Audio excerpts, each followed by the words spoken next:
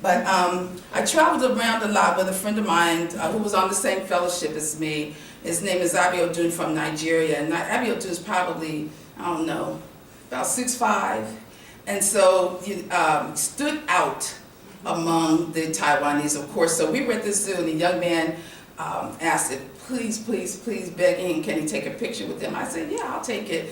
And he was like, he was meeting Michael Jackson or something. He was so, you see him all pent up like this, he could, you know, he's just so excited to take a picture with him. So I said, well, can I take one too? Because I just couldn't believe how excited he was. So this picture is taken, huh? I see a Bugs Bunny t-shirt that was... Oh. So this is a photograph in Fort Zeelandia that I mentioned on my research trip. Outside of Taipei, people weren't as fascinated, but when you get outside, we were 5 hours out. I was 5 hours outside of the capital city, and so people who look like me are much more of a novelty. And so these girls just wanted to take a picture with me. Okay, so I thought they were asking me to take a picture of them, for them. I said, yeah, I'll take it. Reaching for the camera, and they're like, no, we want you in the picture. Okay, all right. So and I got a little bit more of the, you know, can I touch your face? Not your face, can I touch your hair kind of thing in Tainan, but a little bit less of that in Taipei. Taipei has a, well, I met 4 African Americans while I was there in the 4 months, but I met quite a few Africans. There are a lot of Africans who study there, and they have these fabulous scholarship programs. They can go, the ones who were taking Chinese classes with me at the school, they're on a fellowship, a scholarship where they come to Taiwan, and for the first 2 years, they do nothing but study Chinese. That's it. And then they enter into a college program. I said, that's the best thing going. And it's paid for entirely. All the tuition, all the room and board, everything. They just take Chinese for 2 years. That's great. So the beauty of Taiwan, as I mentioned, when the Portuguese first got there, they named it Ilha Formosa, which means beautiful island. And Taiwan really is a beautiful place. So these are the mountains. I think, did I take this picture? Or no, I don't think I took this one. I think I got this one. But there were so many, if you're a mountain person, it's probably going to be some of the best views that you ever have. And this is not even, I mean, this is indicative, but there's, you know, you see a rainbow or something like that. It's just the most exciting, beautiful place. So this was really the one of the best parts about it for me. And, you know, I had a little fun, and people, when I, you know, put my stuff on Facebook, they said, when are you doing your work? You just having fun? No, I worked, and I got my project finished before I left too. But for me, this was really an eye-opening experience because I teach at a black college. I graduated from 2 black colleges. I live in a black neighborhood. And so I live in a black suburb in Atlanta. And so, you know, my orbit is kind of black people. And so when I got there, I did ask the question, well, where are the black people? So I asked a brother that I met, and he said, they're everywhere. I said, no, they're not everywhere. Because he happened to live in Taiwan for the last 20 years. He said, well, we're everywhere, okay? No, we're not. So, but for me, it was good to get out of that zone, to get out of the African-American little comfort zone. So my friends who are on the fellowship are from all over the world. So these are just some of the examples of some of the places that we went. Hot pot. So it's my idea to get everybody together to go to hot pot, which you can see it's a Chinese tradition possibly, but everybody has their own little pot that you put your food in and you boil it, and then you put noodles or rice, and then you kind of create your own dish. And so I asked for a vegetarian hot pot. That was fine. And John sitting next to me, the guy on my right, speaks very good Chinese. So does Sergi on the left. They speak very well. So John always loved asking as my translator. So I said, all right, find out what's in this. So anyway, there was something red. I put it in there, and it turned out it was congealed pig blood. But you know, so you have to ask all of the right questions. I almost died that night too. He said, they're trying to kill me. But anyway, it was still a fun night. It was a fun night. Any questions before I continue? Yes, ma'am. Chastity. I just wanted to know, like, did you see any parallels, like, between I guess, their society and American society, or their culture, or just, do you think that, like, I guess, I don't know, I guess I'm asking, are there any parallels between the two? Parallels, like cultural parallels? Well, maybe not a parallel. What's the opposite of parallel? Maybe a perpendicular. Okay. So, I met, I'll tell the story. My friend Lisa and I were standing in line at a restaurant, and this man, as I see this man walking toward us, and the Taiwanese, they will walk right into you. They have no sense of personal space at all. So I see the man walking, he's on a crutch, and he's holding on to a woman, a younger woman who, I said maybe his nurse or assistant, and he's walking toward us. I said, well, let me move, because if he walks into me like they always do, then he's gonna fall or something, whatever. So I just moved out of the way, and he comes in line behind us. So I said, oh, well, I'm thinking he needs to sit down. So I said, oh, do you want to go in front of us in the restaurant? I didn't think he speaks English, so I'm like, you want to go in front of us? He says, oh, I would like to, but I don't want to break the rules. I said, no rules. I said, just come on, just get in front of us. So he gets in front of us, and he says, you're talking to an American, I said, oh, really? Where are you from? He said, I'm from Ohio. I said, oh, okay. I said, I'm from Vallejo, California. He says, you have a Navy base there, don't you? I said, yes, we do. He said, I used to live in Vallejo. So this man is probably 90 years old. He's 89. He lived in Vallejo, and he worked at the China Barn, which I've been to the China Barn. And so he and I got to talking. I said, oh, I'm from Vallejo. I mean, what are the chances of meeting an elderly Taiwanese man who used to live in Vallejo? And so we had dinner together. He joined, the four of us had dinner together, and he and I became friends. We email each other now. He's 89. He still teaches in Taiwan. I've been sending him information about Vallejo, etc. But what are the chances, right? So I told you, it's a phenomenal place.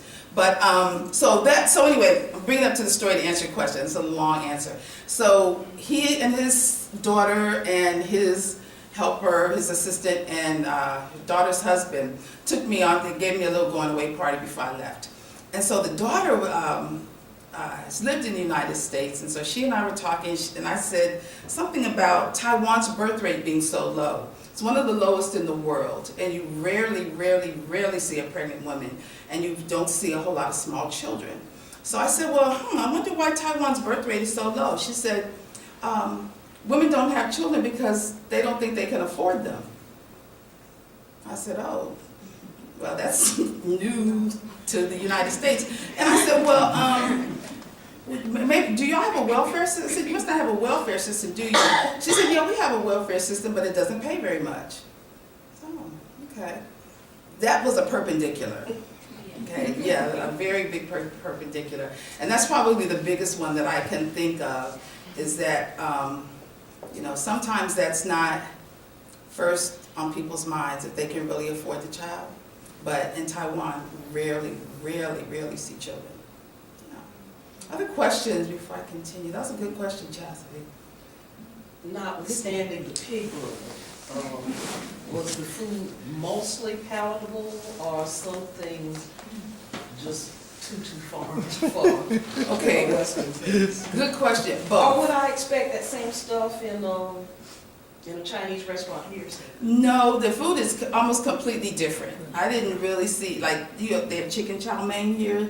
You don't hear the word chow mein in Taiwan at all. And General Tso's chicken, none of that. We don't have any of that. The food was very bad and very good. I saw the standards for cleanliness you all would be appalled at. I was appalled. See a woman in the market, the markets are everywhere, in the market, washing meat. She's on the ground, and she's washing the meat on the ground like this. She has a hose, and the meat is on the ground, and she's washing it like this on the sidewalk. And then we saw the hottest day of the year. We saw a truck with meat hanging down from the truck. No refrigeration, it's just hanging out in the air. And the man was driving around selling meat without refrigeration. That day must have been at least almost 100 degrees. So the standards of cleanliness and standards of preservation are not the same as they are here. But the food was fabulous. They have a lot of, and I have a picture of it later, a lot of vegetarian restaurants. Taiwan is primarily Buddhist, and we'll talk about that. But, and so there are a lot of vegetarians there. So they have all of these pay by the pound vegetarian places, and you just go and get your food, and it's, those are really good. They have a lot of, but they're really strong meat eaters too, so they have meat everywhere. But the food I thought was fabulous, but it took me a while to find it because, like I said, I didn't have a kitchen. So nobody has a kitchen, so you just eat on the street every day. You just go out and get your food every day. So when I first moved there, of course I had no friends. I moved into my apartment, and I said, oh, every day I gotta go forage for food. Then I have to find somebody who speaks enough English so I can find out what's in the food. And it was a hassle. So I'm like, okay, let me just get ready to do this. So I was walking, and I usually go this way to the subway station. I decided to walk the other way and found, oh God, I was so happy that day. I found a store just like Walmart. And it had fruits and vegetables, stuff I could identify. It even had a foreign food section, which had American foods in the foreign food section. I was so tickled by that. And so the man always knew me. He got to know me. So when he would see me coming, he would start cutting up my stuff. If he didn't already have it out, he would cut up my food for me, my pineapples and my watermelon, the way I liked them. And so, so the food was, but once I found my spots and once I found the pay by the pound vegetarian places, I was fine after that. Let me get back. I messed that up.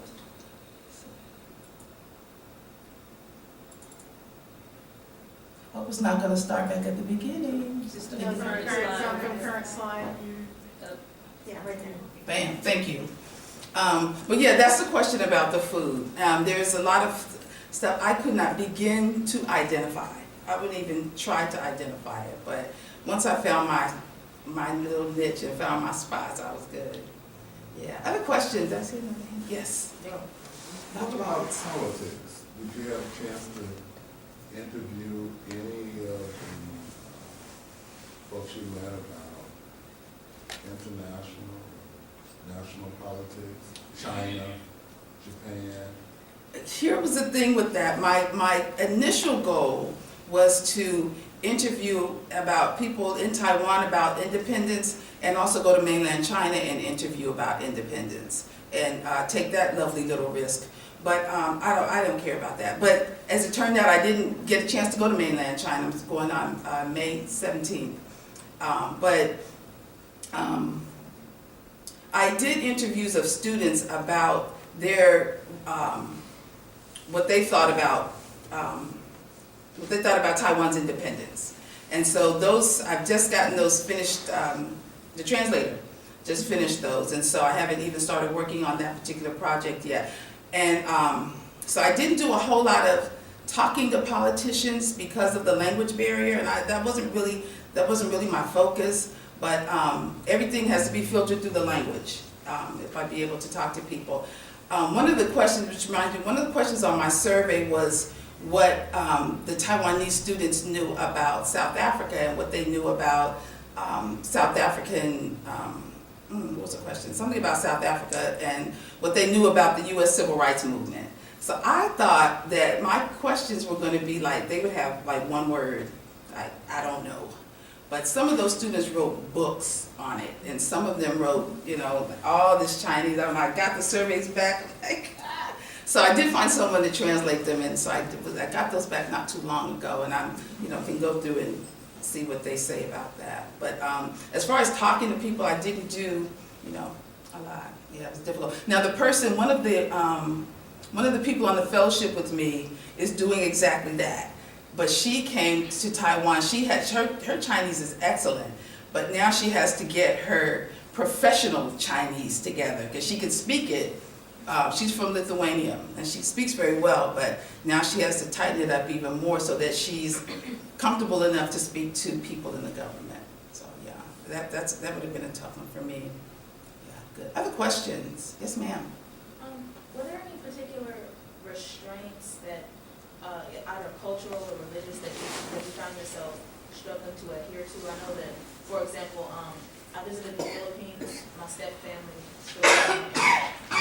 there it's disrespectful to whoever's home you're in. refuse- Disrespectful to, to whoever's home you're in, to refuse food if it's offered to you. And they offer food constantly, and I know that I struggle with that because I can't eat that much. I can't eat 7 times a day back to back. You know, so was there anything like that, maybe taking your shoes off when you enter people's homes, anything that was disrespectful, cultural or religious, that you had to adhere to for the sake of not stepping on people's toes, but was a struggle for you for your culture? oh, that's a really good question, and I'm trying to think. I can't really think of one, because remember, a lot of my interaction was with my friends from all over the world. My Taiwanese friends were very, very, very understanding. And they would tell me, the closest thing that came to was, I wore my shoes in the yoga studio one time. I mean, that was so minor, but people were willing to tell me, you know, I think if I was breaking a taboo that I had no idea that I was breaking, to my knowledge, no. Now you're making me think. Maybe I did and just don't know it. But not that I know of. I really can't think of one. Actually, I cannot. Yeah, good question though. But yeah, good question. And maybe, you know, if you, since I didn't spend a lot of time, I didn't live with a family. I lived on my own. I lived in an apartment by myself. And so if I had lived with a family, it probably would have become more apparent. Yeah, good question though. Yes. Other questions? Traditional Chinese opera. This is just some examples of what we did in Taiwan that you know, you kind of have to do while you're in Taiwan. And what I don't have a picture of is the fish pedicure. I couldn't get it off my phone for some reason, but the fish pedicure is just what it sounds like. You sit there and you put your feet in some fish, and the fish kind of are supposed to like give you a pedicure. Maybe if you have dead skin on the bottom of your feet, the fish kind of eat that off. And so it's one of those, you know, you gotta do it. And, you know, it's like a rite of passage, so to speak, in Taiwan. But very interesting, very tickly, very a little uncomfortable, or a lot uncomfortable. But you know, been there, done that. Don't have to do that one again. Oh, this is just a picture representing Tuskegee University at the Taipei Zoo with my friend Abiodun. This is a friend of mine, Lillian from Greece. And then there was one, I really wanted some Ethiopian food while I was there. I said, I wonder if I can find that anywhere in the whole island. But couldn't find that, so we went to a Moroccan place. And then why is this picture here? Oh, this is the top of Fort Zeelandia. And then you climb up into the tower. I'm sorry, this is a little bit out of place. Climb up into the tower and you can see down, and then you can kind of get an idea of what the Dutch saw, of course minus the buildings, but their main concern, of course, was the water. Who's approaching there from the water? Okay, images of African presence in Taiwan. Interesting. So this is the only artistic representation of Africa I saw on the whole island in 4 months. So these murals were found where? Where? At the zoo? At the zoo. At the monkey house at the zoo. The monkey house at the zoo. This is darky cigarettes. These are darky cigarettes, but they also have darky toothpaste. And if you travel in Asia, they sell darky toothpaste like they sell Crest and Colgate here. Okay. I went to North Korea. That's another story. I went to North Korea in 89, and I bought some darky toothpaste, and I'm going to find it and bring it in and put it in my office when I locate it, but it's somewhere. But this is the image of that you see. This picture actually came from a museum. And the picture of darky toothpaste, they still sell darky toothpaste in the Walmart that I found, whatever the name of the store was. But they now have a different name for it. They call it Darlie, D-A-R-L-I-E, Darlie toothpaste. But the man still looks very similar, and they sell it, like I said, like Colgate or Crest here. And then this is the visual from the Taiwan Museum. This is the picture that I had on my phone that I showed the young man at the Saiset Folklore Museum. And you know, when I saw her in the museum, I said, she can be in my family. She can be in any of our family. But and the words are in French. I cannot read them, but I can see the face. The dragon boat races. Taiwan has a lot of national holidays, and luckily I was there for the dragon boat race. This was celebrating, not the New Year, celebrating a festival, Mid-Autumn Festival. It was the Mid-Autumn Festival. So there are a lot of traditions around the Mid-Autumn Festival. You eat lychee, and you eat these wonderful rice covered in almost like a seaweed wrap. Doesn't sound very good, but it really is. With some spices and things in them, and there's some that have meat in them. But so this was the dragon boat races, and these gentlemen that I met at the dragon boat race are the ones who are on that fabulous scholarship. And I saw them at the dragon boat race. They said, "Oh, we want you on our team." I said, "Okay, all right, thank you." I just took the picture and that was it. And then as it turned out, they were also attending the Chinese school that I attended, Shida, which is really one of the most prestigious schools in Taiwan to study. People are there from all over the world. People come from all over the world to study Chinese there. I don't have any pictures of the school, but I studied there for 7 weeks. Wore me out, that's all I know. Language acquisition is for the young. But I still took it, I managed to stay, I got my certificate. We had to learn characters, and our teacher just moved through it, zippity zip. And the other students who were there only to study Chinese. Okay, I'm not there to study Chinese, I have to do my work too. And I have to have my fun. So between trying to do all that and study for that Chinese class, it was the longest 7 weeks of my life. But, you know, I take it now too. I don't want to forget what I know, so I still take Chinese class now. But yeah, it wore me out. But it was good for me. It was good to be a little bit worn out. I had 2 speaking engagements at my host university, which was National Chongqing. One of the requirements of the fellowship is that we secure a host institution. And so for some people, their host institution did, you know, they worked a whole lot together. My school and they helped me out somewhat. They helped me distribute my surveys, and I spoke twice there. And they gave me this life-size picture of myself when I walked in the place. Almost scared me, it was so big. Like, that's me. But anyway, wonderful people. You know, it's really nice to be able to speak there. Yeah, interesting. And 2 of my friends came out to support me. That really meant a lot to me, so I put them in here too. Lisa and Abby O'Doon, my running buddies.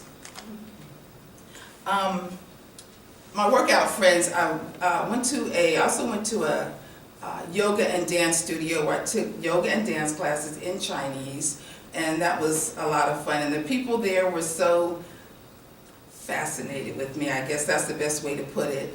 And they were very nice though. One of the women who I met there was an orthodontist, and she really helped me so much. She found me my massage therapist, she found my acupuncturist, she found my dentist.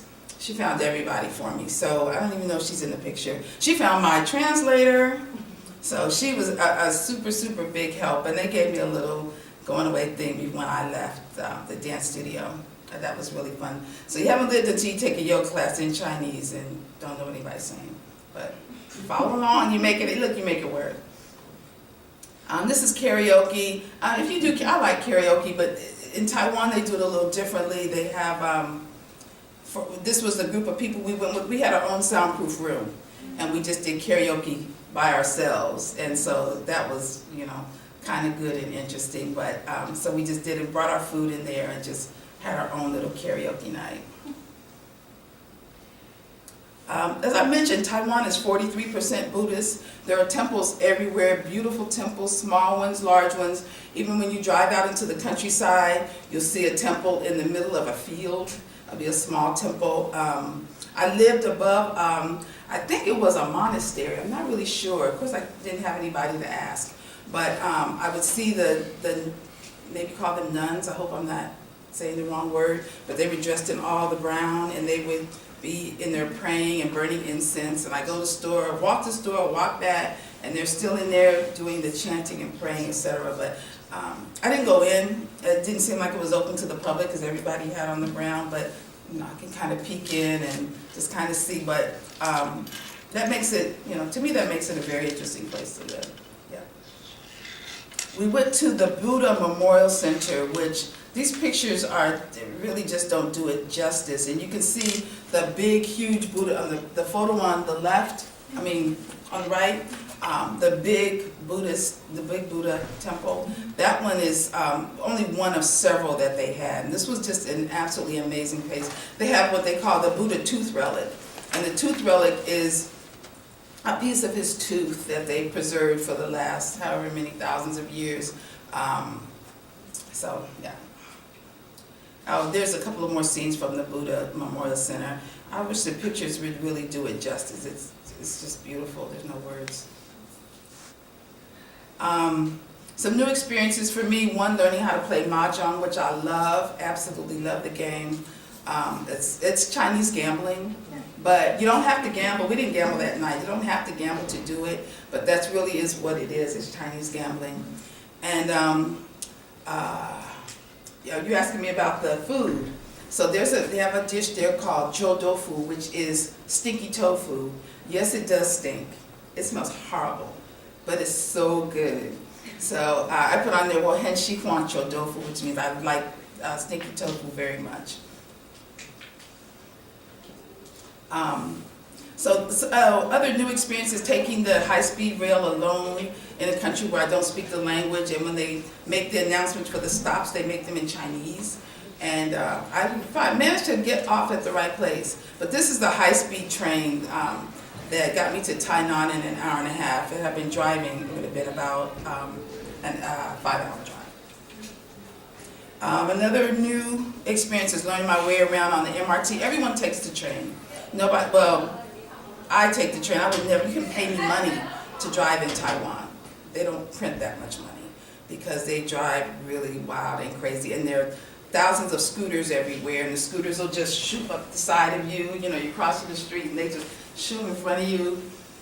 So no, I got very used to the MRT, and it's very efficient and excellent. But learning your way around can be interesting. And negotiating a city where the signs are usually in Chinese. And so this is a typical street in Taipei, but you have to add about 300 scooters, and then it really looks like a real city in Taipei. And and a whole bunch more pedestrians too. And add at least 2 more 7-Elevens. 7-Eleven is everywhere. Not recognizing much of the food. I go in a place and trying to ask if it's shuda, which means vegetarian. So, but their idea of vegetarian sometimes could mean pig blood, or it could mean broth, or it could mean, trying to get enough language to ask that question in the right way, and being somewhere where I don't recognize what in the world they're selling. But overall, this was one of the best, absolute best summers of my entire life. I have nothing bad to say. I just had a great time. So I encourage each of you to see the world. See the world. There's a lot out there. And what's the best way to see the world? What's the best way to see the world? I can hear you. What's the best way to see the world, Brittany or Chastity? Apply to different programs. As students, we can apply to different programs that actually do different abroad programs here. Okay, yes. On somebody else's dime. Best way to see the world. Thank you for coming. Any other questions? Yes, Dr. Watson. Actually, point of information about the African presence in Asia. It dates back 50,000 years ago, 70,000 years ago, Africans began to venture out of the continent, the earliest human beings. 50,000 years ago, Africans find their way to Southeast Asia and Australia. Absolutely. So it's quite plausible that those people are among those early migrants up. Absolutely, yes, absolutely. Yes, ma'am. Oh, I'm sorry, Dr. Tillman, I thought her hand was up. I know when you mentioned something about they have to wear umbrellas because they don't want to be. Can you speak up some? You mentioned something about they wear umbrellas because they don't want attention, and there's always a lot of study about skin bleaching in Asia. Have you come across commercials or advertising about skin bleaching and its popularity? I saw it sold in the stores. but I didn't see a prevalence of it. I did watch, when I watched Chinese television, I would see sometimes, you know, the woman with the, you know, and I could tell they were probably advertising something that was light, and you see like all the, kind of just like here, the women who are like the spokesperson for the TV show, or they're the game show hostess or something like that, are very, very light. I did notice that. And actually, Lisa and I were somewhere, and we were thinking about going to the beach. So we asked the man, you know, which way is the beach? He says to us,